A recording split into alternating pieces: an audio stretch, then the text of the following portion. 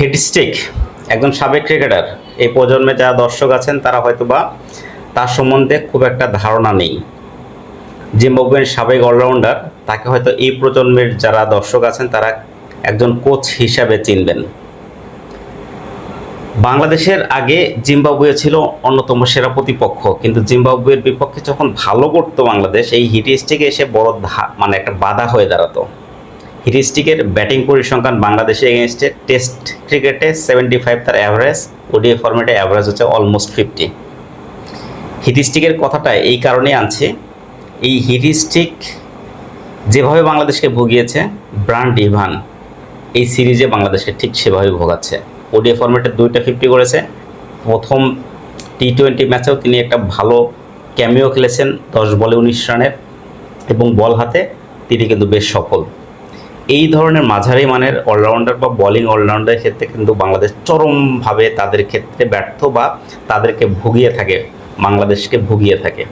শুধু হিটস্টিক না বা ব্রান্ড ইভান না, নিউজিল্যান্ডের বিপক্ষেও দেখেছি জেমস ফ্রাঙ্কলিন বা জ্যাকব ওরাম, পারভেজ মারুফ শ্রীলঙ্কার, এই এই ক্রিকেটারদের বিপক্ষে বাংলাদেশ খুব একটা সফল না।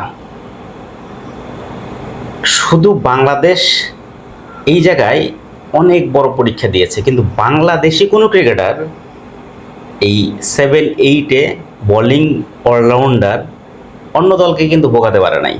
মানে বা আমরা একটা ব্র্যান্ড ইভান, একটা হিটস্টিক জন্ম দিতে পারি নাই, তৈরি করতে পারি নাই।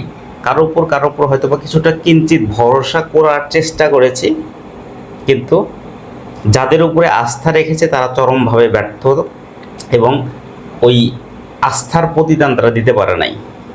রিশাদকে নিয়ে আমরা কিছুটা স্বপ্ন দেখি, কিন্তু ব্যাটিংয়ে প্রচণ্ড অধারাবাহিক। আমার দেখা শেখ মাহাদি হচ্ছে super flop cricketer batting point of view থেকে।